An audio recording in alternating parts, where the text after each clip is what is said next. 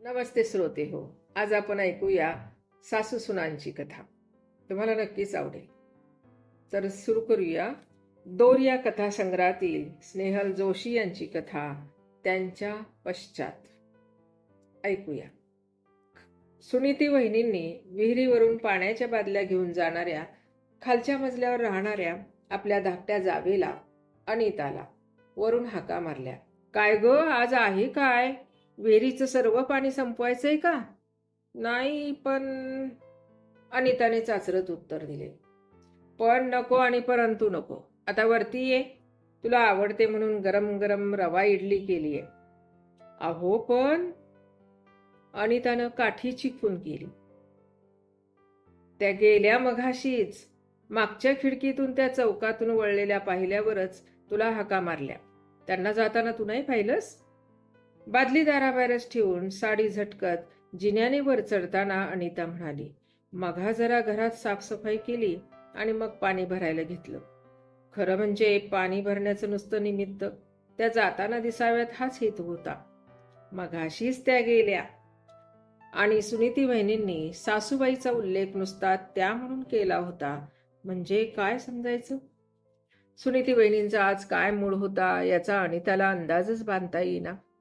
लग्न होऊन या घरात आल्याला तिला 10 वर्ष झाली होती. पहिली 5 वर्षे सर्व एकत्रच राहत होते. अण्णा भाऊ म्हणजे तिचे सासरे, या वाड्याचे मालक. त्यांच्या मृत्यूआधी त्यांनी या धाकट्या मुलाला खालची तळमजल्यावरची जागा देऊन वेगळं बिऱ्हाड करून दिलं होतं. इतक्या वर्षाचा अनिताचा अनुभव म्हणजे सुनीती वहिनींनी सासूबाईंचा उल्लेख आई म्हणून केला की सर्व ठीक असल्याची ती खूण होती. पण हे असं क्वचितच घडे. सुनीती वहिनींच्या तोंडून सासूबाई असा उल्लेख झाला की कुठंतरी बिनसल्याची ती खूण असायची. सासूबाई या शब्दाच्या उच्चारावरूनच रागालोभाची तीव्रताही अनिताला कळायची. आणि सुनीती वहिनींनी सासूबाईंचा उल्लेख सिंधुताई म्हणून केला की समजायचं आज खूप काहीतरी बिनसलंय. पण आज त्यांचा उल्लेख नुसता त्या म्हणजे नाश्ता घेता घेता काय ते कळेलच असा विचार करून अनिता गप्प होती. सुनीती वहिनींनी गरम वाफाळलेली रवा इडली अनिता पुढे ठेवली. त्या गोल टम्म इडल्या पाहून अनिता म्हणालीही, काय छान इडल्या जमतात हो तुम्हाला वहिनी. तुम्ही सांगितल्याप्रमाणेच मी परवा इडल्या केल्या तर चक्क नुसता गोळाच झाला. मग मुलांना न देता मीच त्या खाऊन टाकल्या. तुम्हाला माहित आहे ना बंटी कसा आजीचा चमचा आहे तो? सिंधुताईंना सांगायचा. मग फुकट ओरडा मला बसायचा. काय हो, पण इडल्या अशा गच्च पोटात बसल्या म्हणता मग जेवणच गेलं नाही. त्या दिवशी नाही का त्या खाली आल्या होत्या तेव्हाची गोष्ट. पोट बिघडले अशी थाप मारल्यावर माझ्यावर लक्ष ठेवून होत्या. उपास तर करावाच लागला, पण त्यांचे ते सुप्रसिद्ध सुंठ, जायफळ, मिरी लाडूही खायला लागले. दुसऱ्या दिवशी नुसती बोंब. ते ऐकून सुनीती वहिनी हसतच सुटल्या. सगळं असं सांगत सुटणारी अनिता तिची धाकटी जाऊ म्हणून कधी भासलीच नव्हती. त्यांचं नातंच वेगळं होतं. जावा जावा आणि उभा दावा असा प्रकारच दोघींच्यात नव्हता. दोघींचं एकमेकीवर प्रेम होतं, माया होती. आणि म्हणूनच सकाळी 10 वाजता सिंधुताई त्यांच्या सासूबाई देवदर्शनासाठी बाहेर पडल्या रे पडल्या की दोघींची मीटिंग भरे. कधी खाली तर कधी वरच्या मजल्यावर. सुनीती वहिनी चांगलं चुंगलं करून धाकट्या जावेला अनिताला हाक मारायच्या तर कधी अनिता बाहेरून कचोरी, समोसे, बटाटेवडे आणून सुनीती वहिनींना नाश्त्यासाठी खाली बोलवायची. सबंध दिवसात त्यांना मिळणारे हे निवांत क्षण, हा तासाभराचा विरंगुळा. दोघींचं चालणारे हितगुज, सुखदुःखाच्या गप्पा, नकळत विषयाचा ओघ सिंधुताईकडे वळायचाच. इडली खाता खाता न राहून अनिताने सुनीता वहिनींना विचारले, आज काय विशेष? विशेष कसलं आलंय इकडे डोंबलाचं? घरात तो 25 ताट वाट्यांचा सेट त्यांचा आहे ना, त्यातल्या 2 वाट्या इकडे तिकडे झाल्या तर या बाईनं चक्क घर डोक्यावर घेतलं. काय तर म्हणे मिळवायची अक्कल नाही, घालवायची तेवढी तयारी. 1 ना 2. त्यांनी बरंच सुनावलं आणि वाट्या कुठे मिळाल्या असतील सांग. त्यांनीच दिवाळीचं तेल उडणं ठेवण्यासाठी त्या घेतल्या होत्या. मग त्यांच्यासारखंच तुम्ही सुनीती वहिनी त्यांना ऐकवायचं होतं, अनिता म्हणाली. झालंच मग. त्यावर 10 शब्द त्यांनी सुनावले असते. 25 वर्ष सासूरवाशिनीसारखी काढली. खाली मान घालून सारंच ऐकून घेतलं. तसंच आणखी काही वर्ष. सुस्कारा सोडत सुनीती वहिनी म्हणाल्या, बापरे वहिनी, 25 वर्ष झाली? हो ना. अगं, येत्या नोव्हेंबरमध्ये 29ला आमच्या लग्नाचा 25वा वाढदिवस आहे. 2 वर्षांनी मला सून येईल, पण हा सासूरवास कधी संपणार आहे देव जाणे. हो ना, देव तरी कसा असतो बघा. परवा माझ्या दूरच्या नात्यातल्या 17 वर्षाचा मुलगा टेम्पो खाली सापडून वारला. आणि ही असली म्हातारी खोडं. अनिता बडबडली, जाऊ दे ग, देवाच्या मनात काय आहे ते तोच जाणे. अनिता, आणखी इडली घेणार का तू? कॉफी पण तयारच आहे. इडली नको, कॉफीच घेऊन निघते मी. सासूबाई आल्या आणि त्यांनी मला इथं असं बघितलं तर त्या चिडतील. त्या अगदी पाळत ठेवून असतात. परवा नाही का आपण सापडलो? त्या आठवणीने सुनीती वहिनी दचकल्याच. मुद्दाम मागच्या खिडकीशी जाऊन सिंधुताई येताना दिसत तर नाहीत ना, याची त्यांनी खात्री करून घेतली. बडबडायला एक फुकट कारण द्याच कशाला. दोन्ही सुनांचं गुळपीठ सिंधुताईंना बघवत नसे. सिंधुताई येण्याआधीच मग दोन्ही सुनांनी ताटल्या, कॉफीचे कप धुतले.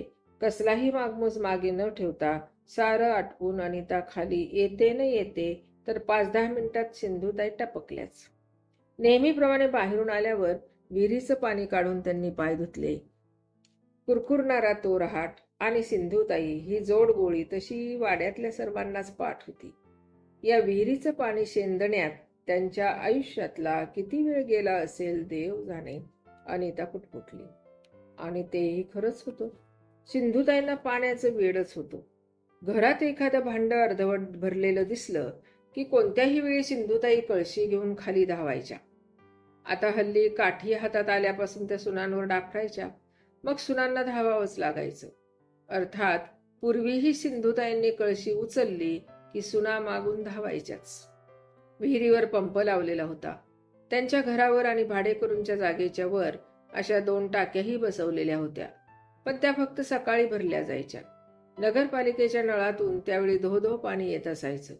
तशी पाण्याची ददात वाड्यात नव्हती. पाणी भरून ठेवावं लागायचं एवढंच. पण कधी मधी पाणी संपलं तर पाण्यासाठी पंप लावला जात नसे. अण्णाभाऊ वारले आणि वाड्याची मालकी आणि सर्व व्यवस्था सिंधुताईंच्या अंगावर पडल्यावर तशी सक्त ताकीदच त्यांनी सर्व भाडेकरूंना दिली होती. 5 तारखेच्या आत भाडं ही दुसरी अट होती.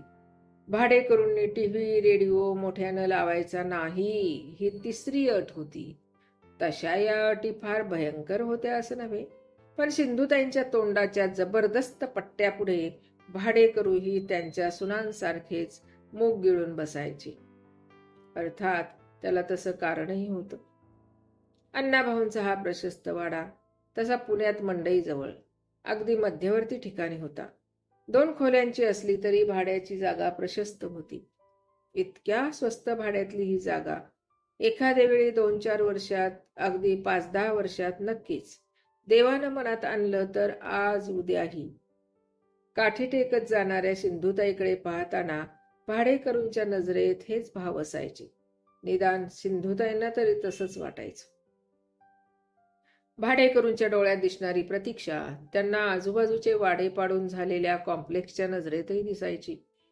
दुगदुगी असलेल्या प्राण्याकडे दूरवर बसून पाहणाऱ्या गिधाडांसारखे सिंधुताईंना बिल्डर्स वाटायचे. हीच प्रतीक्षा सिंधुताईंना त्यांचं उलटसुलट बोलणं ऐकून घेणाऱ्या, उलट न बोलणाऱ्या सुनांच्या नजरेत दिसायची. फारसे न शिकलेले, बेताच्या नोकऱ्या असणारे त्यांची 2 मुलगे, वाडवडिलांचा हा जुना वाडा, ही जुनी वास्तू, त्याचं त्यांना काहीच नव्हतं. त्यांच्याही नजरेत सिंधुताईंना तोच लोभ दिसायचा. त्यांच्या पश्चात ही सारी त्याचीच वाट पाहणारी. गिधाडच नाही तर काय. मग सिंधुताई आणखीनच चिडायच्या. 2-4 भाडेकरू एकत्र येऊन बोलत असले की त्यांच्यात हीच चर्चा चाललेली असावी असा सिंधुताईंना दाट संशय यायचा. 2 मुलगे संध्याकाळी एकत्र येऊन बोलत उभे असलेले दिसले की ते कुठल्या तरी बिल्डरकडे जाऊन आले नसावेत ना, अशी दाट शंका सिंधुताईंना यायची. 2 सुनांना त्या सहसा एकत्र येऊच देत नसत. पण सकाळी 10 वाजता सिंधुताई देवळात गेल्या की सुनांना ही संधी आणायचीच मिळायची. सिंधुताईंचा त्याला नाईलाज होता. त्यावेळी दोन्ही सुनांची खलबत याचवरून चालत असावीत असा त्यांना दाट संशय होता. दोघींचं गुळपीट म्हणून तर होतं. सिंधुताईंना म्हणून तर या सर्वांचा राग यायचा. मग संधी मिळताच त्या प्रत्येकाला त्रास देऊन सूड उगवायच्या. असं काही असलं तरी सुनांची एकमेकींकडची 10ची फेरी चुकत नसे. दुसऱ्या दिवशी 10 वाजता सुनीती वहिनी अनिताकडे आल्या. अनिताने सुनीती वहिनींसाठी मुद्दाम कचोऱ्या आणल्या होत्या. कचोरीत आंबट गोड चिंचेची चटणी घातल्यावर सुनीती वहिनी अनिताला म्हणाल्या, कालचं ऐकलंस ना? इंदूरला सिंधुताईच्या भावाच्या नातवाचं लग्न आहे. निमंत्रण आले. हे पण त्यांना आग्रह करत होते. सोबत म्हणून हे सुद्धा बरोबर जायला तयार होते. पण म्हातारी ऐकेल तेव्हा ना. जाण्यासंबंधी 2-3दा विचारल्यावर एकदम चिडल्याच. का? त्यांचं आणि इंदूरच्या मामांचं तर चांगलं सूत आहे. यांनी पण मला ही बातमी ऑफिसमधून आल्या आल्याच दिली होती. मीही आशेवर होते. म्हटलं चला तेवढाच 15-20 दिवस तरी सासूरवास नसेल. पण का? त्या जात का नाहीत? अनिताने विचारलं. त्यांना संशय येतोय. त्यांची पाठ फिरताच बिल्डरशी बोलणे करून या दोन्ही मुलांनी आगाऊ रक्कम घेतली बितली तर. काल यांना नाही नाही ते बोलल्या. कित्येक वेळा वाटलं जागा घेऊन वेगळं व्हावं, पण यासाठी येणाऱ्या अनंत अडचणी आठवून सुनीती वहिनींनी दीर्घ सुस्कारा सोडला. खरंच हो वहिनी, किती वर्ष आपण अशी काढायची? काही कळत नाही बघा. ऐन उमेदीच्या काळात आपल्यालाही इतरांसारखं व्यवस्थित जगता येईल. पण ही म्हातारी? अनिताने जावेच्या बोलण्यावर री ओढली. ही म्हातारी आपल्याला पुरून उरणार असं दिसतंय. अजून चांगल्या खुटखुटीत आहेत. परवा भाऊ आला होता. तो म्हणाला की या 10 वर्ष सहज काढतील. सुनीती वहिनींनी निराशेचा सुस्कारा सोडला. कित्येक वेळा वाटतं या काठी टेकत देवळात जातात. रस्त्यांना ही गर्दी असते. सकाळी 10च्या दरम्यान वाहनांचा नुसता सुळसुळाट असतो. असं वाटतं बरोबर जाऊन त्यांच्या काठीत पाय घातला तर. अनिताचं हे बोलणं कुणी ऐकलं तर नसेल ना, याची खात्री करण्यासाठी सुनीती वहिनींनी इकडे तिकडे पाहिलं आणि त्या म्हणाल्या, अगं काय बोलतेस हे? कुणी ऐकलं तर काय म्हणतील? निदान हळू तरी बोल. काय हो वहिनी, वैताग येतो अगदी. तो घोरपड्यांचा वाडा ठाऊक आहे ना? आपल्या वाड्याहून निम्म्याने जागा होती. त्यांच्या सुना बघा, अंगा खांद्यावर दागिने, मोठमोठे ब्लॉक, स्कूटर्स काय घेतल्यात, टेचात राहतात. आणि आपण अजूनही शनिवारी मंडईत जाऊन उरली सुरलेली स्वस्तात मिळते म्हणून शिळीपाकी भाजी विकत घेतोय. महिन्याचं बजेट सांभाळताना आणि धुनी भांडी करताना आणि विहिरीवरून पाणी भरताना कंबर मोडून येते. वडिलोपार्जित वाडा विकायचा नाही या म्हातारीच्या हट्टापायी आपण किती वर्ष हे असलं दारिद्र्याचं जीवन जगायचे? वर म्हातारीचा काही भरोसा नाही. चांगली खुटीत आहे. अजून 15 वर्ष सुद्धा जगेल. म्हणजे मग तुमच्यासारखी मीही 25 वर्ष सासूरवाशी. वेडीच आहेस अनिता. अगं तू 25 वर्ष म्हणजे मी 40 वर्ष सासूरवाशी. माझी तेव्हा 60 येईल. कचोरीत गोड चटणी भरून तोंडात तुकडा टाकताना सुनीती वहिनी हसून म्हणाल्या, होय हो वहिनी, मी उगाच वेड्यासारखी बोलले. परमेश्वरानं ठरवलं असेल तेव्हाच सारं घडेल. आपण उगाच सिंधुताईच्या मृत्यूचा विचार केला असं आता अनिताला वाटत होतं. म्हणून तिची ही सारवासारव चालली होती. सुनीती वहिनींनी हळूच तिची पाठ थोपटली. हे बघ, काळजी करू नको. मी आता संतोषी मातेचं शुक्रवारचं व्रत धरलंय. मी पण करू का? दोघींनी केलं तर तेवढंच. अधिकस्य अधिकम फलम, अनितानं विचारलं. नको हो अनिता, आत्ताच तुला काय वेळ झाली होती. उपास कसले करतेस? आणि मी करणार आहे ते आपल्या सर्वांसाठीच आहे ना. त्या व्रतानं काय? एवढंच विचारून अनितानं आकाशाकडे अंगठा दाखवला. सुनीती वहिनींना अनिताचा उतावळेपणा पाहून हसू आवरेना. बघू काय होतं ते. संपत्ती मिळण्यासाठी हे व्रत आहे एवढं खरं. त्याचा अर्थ रोज दोघी जावा एकत्र आल्या की अशा गप्पा निघायच्याच. सिंधुताईंच्या सुनांना मुलांना वाटायचं की आईनं तिच्या हयातीतच वाडा विकून आलेल्या पैशाचे 3 भाग करावेत. सिंधुताईचा हिस्सा त्यांच्या पश्चात दोघांना मागून वाटता येईल. पण हे करायलाच सिंधुताई तयार नव्हत्या. माझ्या हयातीत तरी. सिंधुताईंचं हे वाक्य दोन्ही मुलगे आणि सुनांना पाठच होतं. सिंधुताईच्या मृत्यूची सारे वाट पाहत होते. भाडेकरूही त्या जागेत थोडे पैसे घालून फ्लॅट घेण्याचं स्वप्न पाहत होते. म्हातारी कधी वरती जाईल याची तेही वाट पाहत होते. नसता हा म्हातारीचा त्रास, ही ब्याद, ते बडबडायचे. आता ह्या सर्वात आणखी एकाची भर पडली होती. सिंधुताईंनी मागचा सर्व भाग आपल्याकडे ठेवलेला होता. खालच्या अर्ध्या भागात धाकट्याचं बिराड होतं आणि अर्धा भाग एका फॅक्टरीसाठी दिला होता. सिंधुताईंना चांगलं 4-500 भाडं मिळत होतं. इतके दिवस कसं सर्व ठीक चाललं होतं. पण आता त्या फॅक्टरीवाल्याने एक मशीन आणलं होतं. मागच्या बाजूला आवारात यायला फॅक्टरीवाल्याला मना होती खरी, पण आता त्या मशीनच्या आवाजाने सारा वाडा दणाणून जायचा. त्या आवाजाने त्यांची राहती जागा थरथरायची. हल्ली दुपारची झोपच त्यामुळे कठीण झाली होती. घरात बोललेलं धड ऐकू येत नसे. सिंधुताईंनी साम दाम दंड भेद सारे इतके दिवस उपाय केले होते, पण फॅक्टरीवाला बदत नव्हता. आता नगरपालिकेत तक्रार घेऊन जाण्याशिवाय मार्ग उरला नव्हता. यावरून त्या फॅक्टरीवाल्याशी त्यांची रोज खडाजंगी उडायची. एक दिवस असंच दुपारचं भेटल्यावर सुनीती वहिनी अनिताला म्हणाल्या, काल ऐकलंस ना भांडण? तो फॅक्टरीवाला सरदारजी माथे फिरू आहे. काल भांडत तो मागच्या बाजूला आला होता. डोसकं फिरलं तर म्हातारीला उचलून विहिरीत टाकायला तो मागे पुढे पाहणार नाही. होय ना, मग आपण म्हणूया डुबुकरे चेल्या तळाघरी गेल्या. वहिनी, तुम्हाला सुनांना त्रास देणाऱ्या म्हातारीची गोष्ट माहीत आहे ना? हो ग, ठाऊक आहे. पण त्यात त्या सुनाच सासूला विहिरीत टाकतात.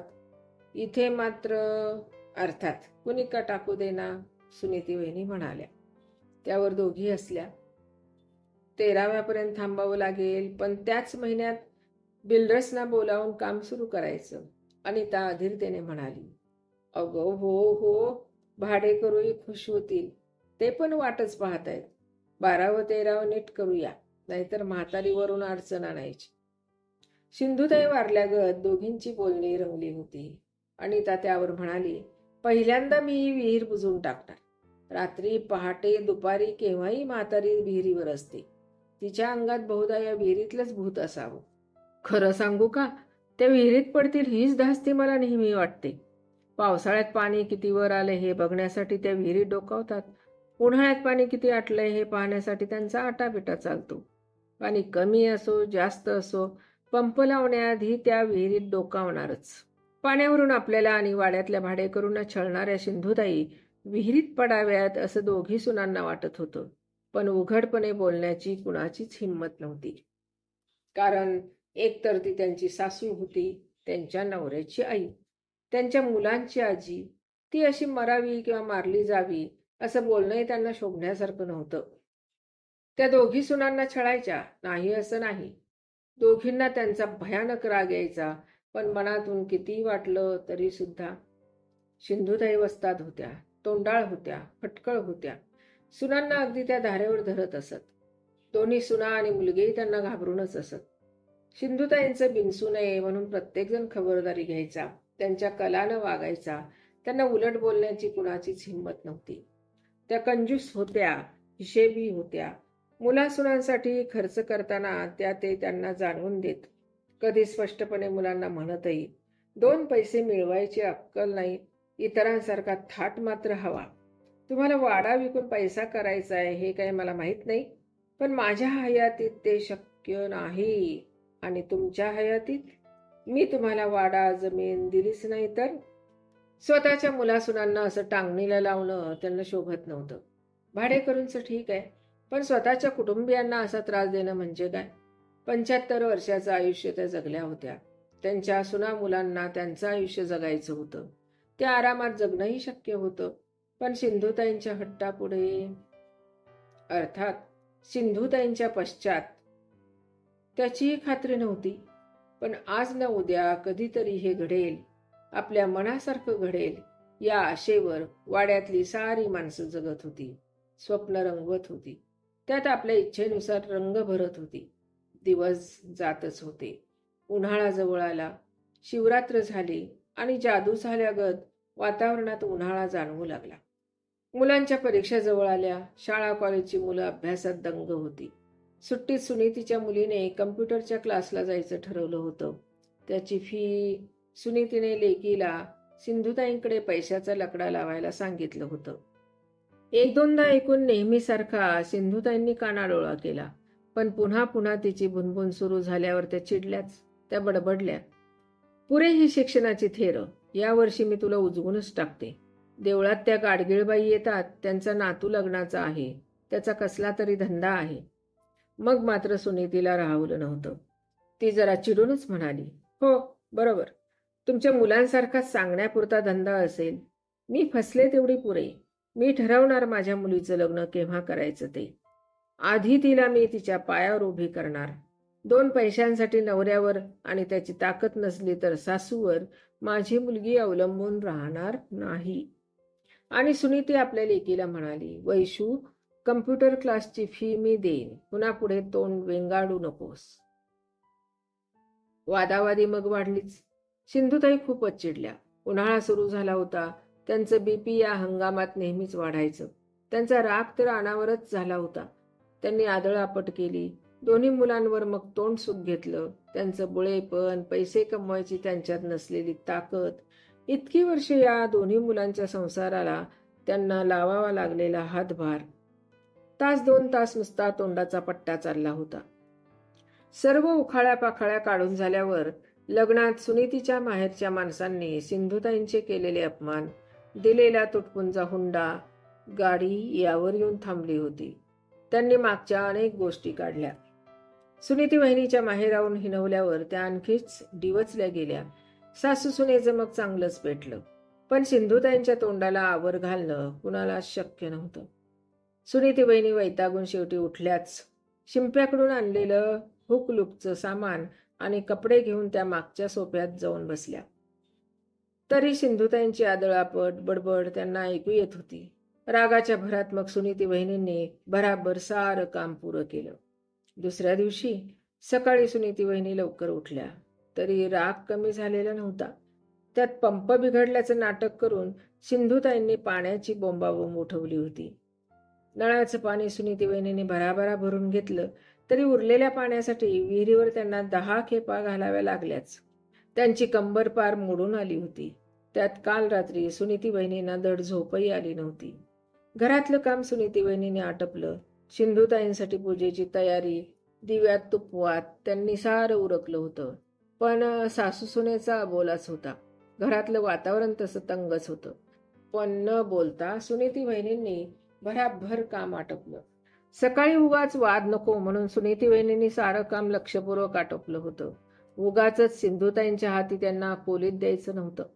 सकाळी सारं यथासांग आटपून, कपडे गोळा करून, पिशवीत भरून, चावी घेऊन सुनीती वहिनी सिंधुताई बाहेर पडण्यापूर्वीच आपणच आधी बाहेर पडल्या. आणि त्याच्या मुलांच्या शाळा, परीक्षा म्हणून 10च्या दरम्यान तीही बाहेर पडली. दोघी न सांगता बाहेर पडलेल्या पाहून सिंधुताई बडबडल्या, या माझ्या सुना, मरताना तोंडात पाणी तरी घालतील का? घराला कुलूप लावून चावी घेऊन त्याही देवळात जाण्यासाठी जिना उतरून खाली आल्या. 10ची वेळ. भाडेकरू या दरम्यान मागच्या बाजूला येत नसत. पुरुष माणसं कामासाठी बाहेर पडल्यावर बायका निवांतपणे घरातली कामं आटपण्यात गुंतल्या होत्या. वाड्यात तशी सामसुमच होती. चावी घेऊन मागच्या दरवाजानं जाणं योग्य असा विचार करून सिंधुताई फॅक्टरीच्या बाजूला असलेल्या मागच्या गेटकडे वळायला आणि फॅक्टरीवाल्यानं नवं मशीन सुरू करायला एकच गाठ पडली. अचानक असं मशीन सुरू झालं. त्या खडखडाटाने त्या दचकल्याच. हातातला चावीचा गुच्छ फटकन खाली पडला.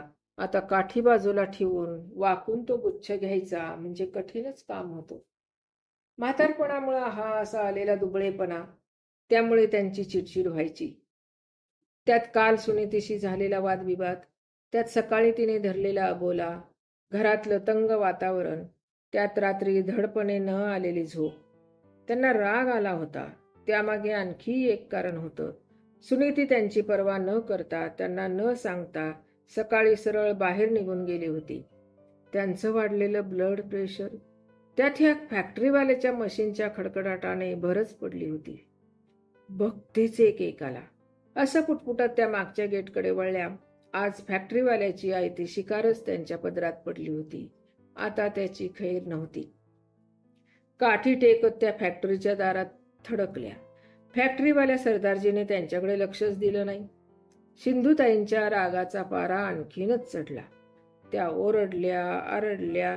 त्यांनी काठीनं बाजूच्या पत्र्यावर थडाथड आवाज केले तरी सरदारजी ढिम्मपणे बसून होता. फॅक्टरीतला नोकरवर्ग फिदी फिदी हसत होता. त्या बड बड बडबडल्या.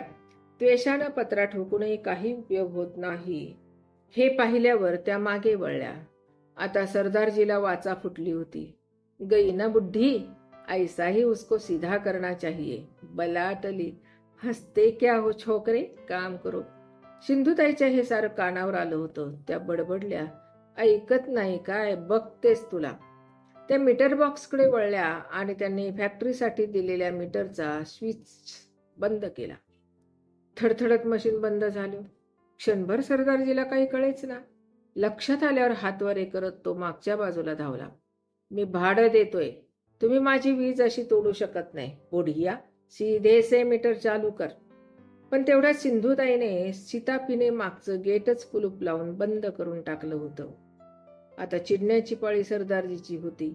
मागचं गेट खडखडवत तो ओरडला, अरे मीटर चालू करा, माझं काम अडलंय.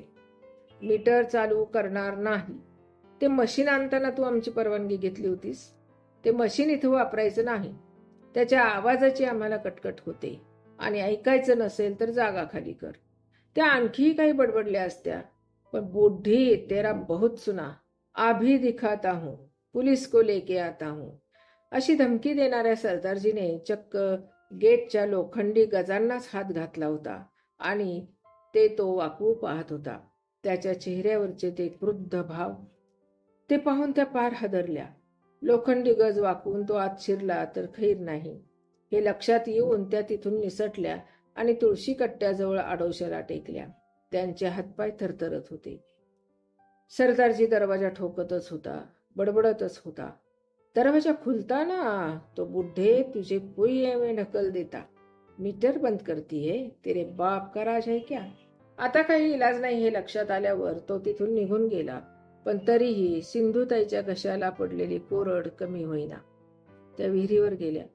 धडधडत्या मनाने त्यांनी विहिरीत बादली सोडली. रहाट ओढताना त्यांचे हात थरथरत होते. सरदारजीच्या रागीट चेहऱ्याची आठवण येऊन त्यांचे पाय लटलटत होते. त्या भरातच बादली खेचताना काय झालं त्यांचं त्यांनाच कळलं नाही.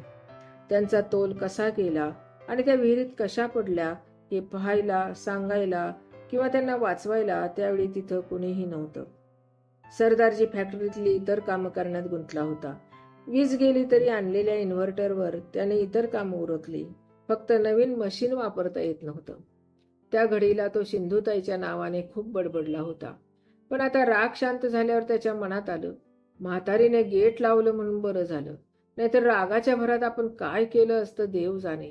म्हातारीला उचलून त्या कल्पनेनेच तो दचकला. सिंधुताईंचा असा मृत्यू झाला. पाय घसरून विहिरीत पडून म्हातारी मेली. अपघाती मृत्यू अशी पोलीस दप्तरी नोंदही झाली. तरीही पोस्टमॉर्टेम वगैरे भानगडी कराव्याच लागल्या. भाडेकरू इतक्या वर्षाच्या मिठाला जागून मदतीला धावले. सरदारजीचं तर धाबच दणाणलं होतं. मशीनवरून दोघांचं हाडवैत. पण ही बातमी ऐकून क्षणभर सरदारजीची बोलतीच बंद झाली होती आणि मग तो ढसाढसा रडला होता. 10वा 12वा आटपला. मुलांनी सुनांनी सारं नीट केलं. 13वेचे लाडू सर्वांनाच वाटण्यात आले. आता वाडा अगदी शांत झाला होता. आता सिंधुताई नव्हत्या, त्यामुळे भाडेकरूंच्या बोलण्यात काही विषयच नव्हता. उद्याची वाट पाहता पाहता उद्या उगवला, पण तिथं खुशी नव्हती. पिंजऱ्यातून सुटका झालेल्या पक्ष्यासारखी सर्वांची अवस्था झाली होती. सरदारजीला तर त्या नवीन मशीनकडे बघण्याची हिंमत होत नव्हती. सारं कसं सुन्न झालं होतं. सिंधुताईंच्या दोन्ही सुनांची हीच अवस्था होती. गेले 10-12 दिवस सिंधुताई विहिरीत कशा पडल्या, घरात कुणीच नव्हतं वगैरे हकीकत सांगून त्या थकल्या होत्या. त्यांच्या आगळीक करायला सिंधुताई नव्हत्या. त्यांच्याजवळ एकमेकींशी मन मोकळं करायला आता कोणताच विषय नव्हता.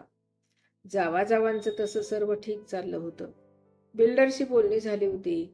मोठे 2 फ्लॅट्स आणि वरती कित्येक लाख त्यांना मिळणार होते.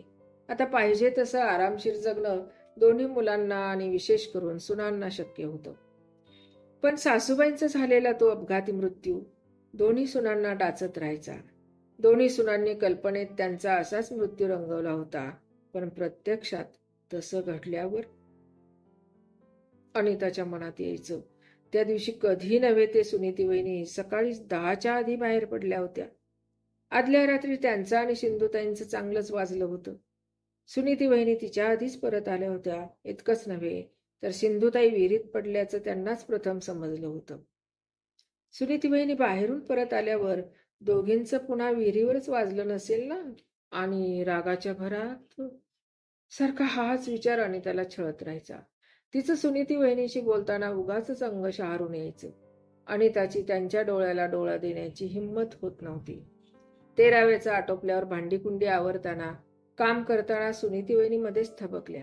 वैतागलेल्या कर्जबाजारी नवऱ्याचा संसार कसा बसा रेटणाऱ्या अनिताच्या बोलण्याची त्यांना आठवण झाली. देवळात जाताना सिंधुताईच्या काठीत पाय घालून त्यांना पाडायला निघालेली, रस्त्यावरच्या वाहनांच्या गर्दीचा उल्लेख करणारी अनिता, ती कदाचित आपण बाहेर गेलेलं पाहून लवकर परत आली नसेल कशावरून, आणि सदैव विहिरीवर वावरणाऱ्या सिंधुताई डुबुक रेचेल्या तळाघरी गेल्या म्हणणारी अनिता. दोन्ही जावांचं भांडण नव्हतं, पण दोघी एकमेकींशी आता जरा जपूनच वागायच्या. पूर्वी त्यांचं असलेलं गुळफीट आणि आता त्यांच्यात आलेला दुरावा चोरून परस्परांकडे हळूच पाहताना त्या दोघींच्या मनात एकच विचार असायचा, हिनेच तर नाही ना. कशी वाटली कथा? आवडली असल्यास लाईक, शेअर आणि सबस्क्राईब करा. धन्यवाद.